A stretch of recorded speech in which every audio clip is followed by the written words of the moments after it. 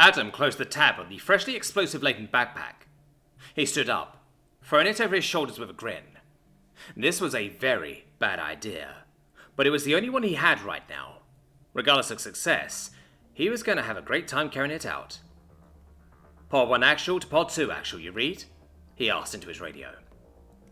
This is Pod 2 actual, go ahead, came the voice of the mountain of a woman he had met in the basement only a day earlier, after removing the 2 problem nobles from the equation, who are now rested in beds, armor still locked. If I die, you've got command. I'm going to pick a fight with an exo, he said, trying to sound motivational. I'm sorry, you're going to pick another fist fight with a 9-foot-tall piece of machinery? She asked, clearly unconvinced. Legends have spread across the cadre of Adam's exploits in the field, including his exo-tasing. Not exactly, Adam replied, not fully understanding what he was planning on doing either. I just hope in this situation explosives are my best option. Pod 1 actual out. He hoped she would take the hint and stop bugging him, and was relieved when the line clicked off. He ran into the basement, seeking out the sewer hatch. As he ran through the now semi-familiar tunnels beneath the city, he heard the loud thumps of the exo landing and bouncing into the sky again, reverberate through the undercity. The ability of the machines to send themselves hundreds of feet skyward, and land several hundred meters away, was a tactic that had caught the remaining human commanders off guard during the first phase of the ground game, post-orbital bombardment. His time with Resistance, however, had taught him that with enough C4, exos could be brought down just like any other armed vehicle. He climbed out of a manhole that sat in an alley several hundred yards away from the hospital, activating his jump kit as he rose to his feet. He sprung up to the top of a 2-story building, before jumping to the top of a 3-story one opposite the roof. He bounded over the rooftop several times before he made it to the parapet of a building that sat across the 80-meter patch of empty courtyard that now served as no man's land for his hospital defenders. The large exo was currently padding back and forth in front of the hospital, delivering a speech over a megaphone projection system, telling the defenders how their situation was hopeless and they're sure that the instructors would go easy on them and forgive their surrender at this point. Adam was starting to like the captain, as she was playing by a very similar rulebook to his own. Now that she realized that taking the hospital by force in its current configuration was impossible, she had sent her strongest unit by herself to try and convey a sense of power, and get the Death's Head recruits doubting whether the fight was worth it. Simulated or not, it was a devious plan, but he was about to counter it with his own particular brand of demoralizing the enemy. He remained hidden on the rooftop, and grabbed several bricks of explosive from his bag, pulling the adhesive protection pads off the underside, and waited for the robot to get close enough. He wasn't about to fight it in the open again, like last time, especially since it seemed that the robot was armed with some sort of multi-barreled laser that it periodically used to return fire upon any defenders that took ineffective potshots at his hull. After several minutes of waiting, he found his opportunity when he walked about 30 meters away from his roof, and he sprang into action. Pushing off the parapet with his left foot, he sailed through the air and onto the back of the machine, the hull rattling ever so slightly underneath his boots. He pulled the bricks of simulated explosives from his belt one by one, and set them on the joints of the machine, holding on for dear life as he rotated and fruitlessly swung his arms behind his head, trying to grab him. At the last possible second, before a large mechanical hand clamped down around him, he pushed on the back of the exo with his jump kit, flying horizontally before tumbling to the ground. He rolled to a stop after about 10 meters, and the voice of the pilot came over the intercom, now having faced him with the gun spinning up. "Well, well, not so tough without your little trick now, are you?" she asked with a soft chuckle. "Don't worry," groaned Adam, rising to his feet. "I'm not just a one-trick pony." With that, he tapped the button on the detonator in his hand 3 times, hearing the soft pops of the simunition before the machine locked up and fell backwards. "Empress fucking damn it!" screeched the pilot from inside. "I swear to the fucking goddess, you couldn't just let me win once?" Adam walked over laughing, and set his foot atop the torso of the unit. He climbed atop and looked into the glass canopy, which was too tinted for him to see the pilot inside. "Sorry, can't do that, miss." "Lieutenant," she corrected, sounding mildly fed up with her situation. "Well, Lieutenant, as I've now destroyed your exo, would you care to join me out here for some fresh air while I summon our friendly neighborhood Captain Raynara?" "Fine. I might just deaden the system anyway now that Torquil is down," she said, the canopy popping open with a whoosh. "Torquil, that her name?" Adam asked, stepping off the chest and gesturing to the exo as the slim and tall woman pulled herself out. "It's his name, but yes," she said, putting a long mouthpiece with a push button on the side of it. She passed it to Adam before crossing her arms impatiently. Hey, what's your name, by the way? Adam asked before pressing the button. Zishava, why? Adam didn't give her an answer, instead grinning under his helmet and pushing the button on the radio. Oh, Captain Raynara, he said in a sing-song voice. By the fucking Empress, Adam, really? She asked in a joking but annoyed tone. You're not playing the game. Well, I'm standing here with Zishava and Torquil, and I think you'll be happy to note that there's not another 80,000 in damage this time at least. You're right on that note, the captain responded, annoyance fading. Would you at least tell me how you defeated an exo? Single-handedly, I'm assuming. Again? Oh, I jumped on Torquil's back, stuck a few bricks of those lovely simulated explosives I was provided with to him, and then bounced off to a safe distance. Oh, thank the goddess. I was afraid for a moment you used a tactic I could have actually trained my girls against. Well, he said, trailing off slightly. She did kind of forget to pull rear security while doing that monologue, which I'm guessing was your idea. Oh, goddess damn it, Yeshava. Latrine duty for you for a month when we get back, the captain said, much to the downtrodden-looking exopilot's dismay. Oh, don't go too hard on her. In her defense, there's not much you can do to prepare for a madman leaping 3 stories onto your back with a few bricks of high explosives. Now for what I wanted to get at, he said, a new idea coming to mind. I think there's a way for us both to complete our objectives, technically as it were, and I'd just love if you'd come talk terms in this little no man's land we got here. The only time I've gone to see you is through the crosshairs of my rifle, after all. After the captain had agreed to his offer, Adam took the time to drag a table, some rations, an alien equivalent to coffee, and some chairs next to the exo. He'd also bade Cell and the recon team to split up and find positions on nearby rooftops. With the plan set in place, he just sat in the chair, waiting for the commander to arrive. After about 20 minutes, a squad-sized element of the black armor-clad militiawoman walked into the courtyard, with one waving her hand to Adam before leaving the group to set up at the edge of the gap between the city proper and the hospital. She sauntered confidently over to his small table, pulling off her helmet as she sat down. She was beautiful, with high cheekbones, royal purple skin, long salt and pepper hair, and large golden eyes. Her expression was significantly gentler than he expected from the wily officer, with soft laugh lines marking the edges of her eyes and mouth. Adam followed suit, setting his helmet on the table in front of him. Oh, Adam, she said. Didn't your father teach you no toys at the dinner table? She asked, gesturing at his helm. He laughed in response, setting it on the ground next to his foot, mirroring the captain. Yes, my mother did teach me that. The genders are backwards in my world. So I've heard. The artwork on the helmet is a nice touch, though. Did you do that yourself? Raynara asked, gesturing to the decal. No. One of my girlfriends back on Fayara did that.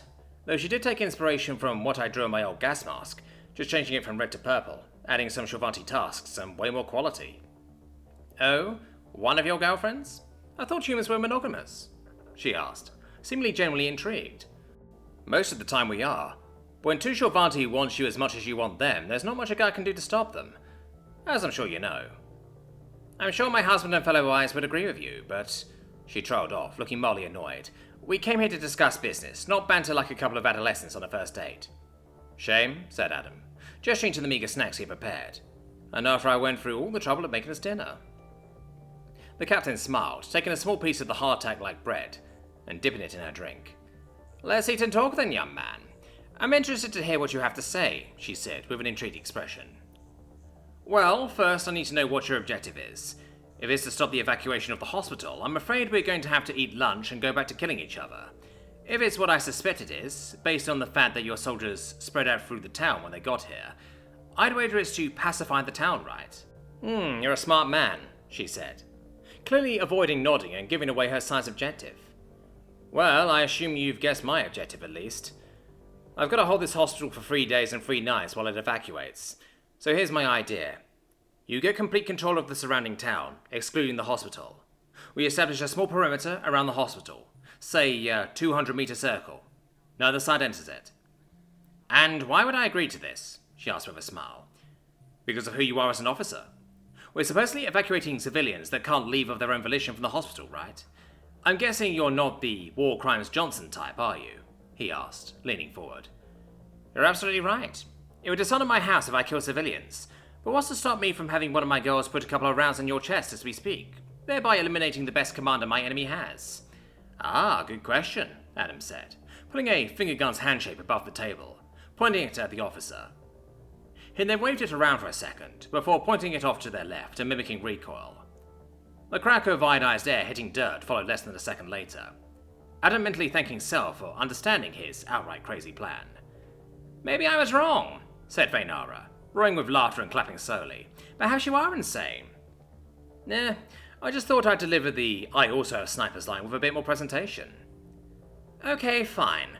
So the terms are, I leave your hospital alone, my girls don't go too close, and you leave at the end of 3 days." "Got it in one. Hell, I'll even throw in a red grain on my tab next time you're on Yara to sweeten the deal," Adam said with a laugh. "Agreed. Never could say no to a pretty face," said the cat with a shrug, followed by a wide grin as she extended a fist bump to Adam. The radio crackled to life. Senior Instructor Zenaya speaking between bouts of laughter. "Exercise over. Adam, you're as surprising as ever. All recruits form up in front of the hospital for a debrief. Militia soldiers are to return to their duty stations on post." "It was lovely to meet you, Captain," Adam said, beginning to turn away. "Say hi to Grim for me," she said with a smile, returning her helmet to her head. "I what?" thought Adam, as he watched her sashay away, clearly knowing he was watching her. After about 20 minutes, all the recruits were formed up in front of the hospital as instructed, a truck carrying their instructors having pulled up moments before. Adam noted the absence of the two noble recruits, but chalked it up to their embarrassment. He was sure the instructors would hunt them down later.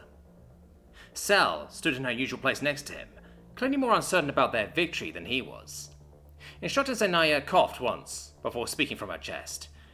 "Recruits, I'd just like to say, in the 4 years that I've been conducting the combatives final exam, I have never once witnessed a group of recruits negotiate their way out of the last day. Thank you, Adam, for pointing out a flaw that will be corrected for the next cycle." "Always happy to help, Instructor," said Adam cheerily, eliciting a small batch of chuckles from the other recruits and even some instructors. "Shut the fuck up," said the head instructor half-heartedly with a knife hand. "Now, what I will say is that because of Adam's actions, you all will get an extra day of rest before we begin the infiltration assessment and training portion of this." She stopped abruptly, as an invisible beam parted her skull in front of the recruits, stunning everyone present. She collapsed to the ground in a heap before the entire platoon scattered. Rounds thunderously cracked through the air near Adam, one even glancing off his shoulder as he bodily dragged the still-stunned Sel to cover. "What the fuck is going on?" she asked in a panic, looking back and forth from the corpse to Adam. He peeked over their small boulder, looking for the shooters. He spotted the barrel of a rifle from the second floor of the hospital. "Fuck. Sel, how badly do you think I pissed off the nobles?" he asked, flipping his rifle and sidearm to full power. "Pretty badly, but now's not," she trailed off, coming to the same realization as Adam. "Oh, by the stars, you don't think—" "Yep. Sel, I need you to organize any recruits willing to kill a noble and breach the lower floors of the building. I'm going to use my jump kit and go through the second floor. Got it?" Sel nodded, and Adam activated the sprint mode on his kit, practically launching himself out of cover, filling a round impact harmlessly off his chest plate as he did. He made it to the edge of the hospital scant seconds later, switching to the jump kit. He bounced up to a second floor window, a few doors down from the shooter. Grabbing a hold of the sides of the window frame, he kicked the glass inward, this apparently being one of the few remaining windows in the building with the pane intact. He leveled his rifle as he pushed into the room, making for the doorway. As he scanned the room, the excited voice of Crow rang out through his intercom. We're coming. The path looks clear. We're almost at the entrance," Adam managed to hear, before the transmission was cut off with a squawk of static. As he moved along, however, a nerve-shattering kick made contact with his chest, sending him sprawling across the floor. He looked at the door in confusion from where he lay, seeing the telltale shimmer moving from the entrance. "Oh fuck, they're augmented too," he thought, reaching for his rifle, which had clattered to the floor as he fell. A heavy weight fell on his arm, stopping his motions, as the figure of one of the nobles revealed itself from under his cloaking. "You cave scum-loving periphery trash! Useless melt piece of Turek shit!" she shouted, putting more pressure on his right forearm with a booted foot. "Did you fucking forget that you're not the only one with upgrades?" "Actually," grunted Adam, struggling fruitlessly with his right arm. "Yeah, I did. It's almost like the two other direct recruits have been absent for almost a month for trying to rape me." "It's not rape if you wanted, sexy. You could have had such an easy life. I'm sure I could have taken good care of you, but no. You just go and be a tease, and then embarrass me in front of the whole company. So now you die here. I spend a few days in jail, and then my mother gets me pardoned. I go home, you go to the Sea of Souls." "Yeah, fuck that," said Adam, not having been idle. He had opened a panel on his wrist with the edge of one of his armor plates, and now squeezed the buttons against his armor, hoping to hit the shock activation. He succeeded, but was too late. The woman stepped off his gauntlet just as the buzzing of the shock function activated, moving to deliver a powerful kick to his helmet as she did. The impact was significantly less than it would be normally, but still running his bell. It groaned softly as the woman laughed, clearly reveling in her torment of Adam. She squatted down next to him, having removed his rifle and sidearm from reach while he was recovering. His hand, however, found purchase on another weapon. Shorvanti armor wasn't infallible, he had found over his years of fighting them. Particularly to anything low velocity, like a knife, or a spear gun, or a broken piece of glass. "Now, unfortunately, I can't take my time with you," said the noble, looking at Adam. "So I'm just going to tell you that after all this, I'm going to make sure my mother skull fucks your planet. Get me?" "Hey, we got trouble," said the other noble, bursting in the room breathlessly. "They breached the lower floor. I couldn't hold her." "Well, don't fucking come here to tell..." Oh! The noble next to Adam got out, before he grabbed her shoulder, pulled her neck into range, and plunged the jagged piece of glass into her throat, ripping it halfway across from the side of her jugular to her trachea, the glass sticking and breaking in the cartilage layer. She gurgled, grasping pointlessly at her neck before collapsing, paralyzing her companion with shock. Adam jumped for his rifle, about 3 meters away from him, where the noble had thrown it earlier. As he reached the weapon, lifting it to her head, she was doing the same. Adam knew he wasn't going to make it in time, and mentally braced for the burst of laser bolts to end him, when suddenly the recruit's head snapped to the side, several rounds of fire emanating from the hallway. The hole in her helmet now smoking and spluttering loudly, she collapsed to the ground, twitching awkwardly as her body sent out signals in its final moments. Sel peered around the corner, rifle raised, but lowered it upon seeing Adam, and the other noble writhing in a pool of blue blood. "Adam, are you okay?" she asked, slinging her rifle and reaching for the medkit that sat on her hip. "Yeah, I'm fine, just a few bruises," he said, clambering to his feet. She paused in her actions, looking to the noble recruit, who was still alive and leaking frothy blue juices from the hole in her throat. "Just you?" he asked, realizing she was alone. "Yeah," she tried off sadly. "Crow was with me, but that bitch got her. Went right through her helmet as we were breaching the entrance." "Fuck," Adam spat. The Warutteri woman was nice, and he knew she didn't deserve this. "No one else?" "Too scared of consequences," she said, moving to the struggling noble. "Don't bother," Adam barked, his tone cold as ice and sharper than daggers. He shoved past her and pulled off the helmet of the bleeding woman. The panic in her eyes was overshadowed by rage as she gurgled unintelligibly. "Yeah, you just come after us, wouldn't you?" Adam asked rhetorically, before raising his rifle, sighing, and carving a superheated canyon through her skull. "We're fucked, aren't we?" he thought, as he turned and exited the corpse-filled room with Sel in tow, who'd been stunned into silence.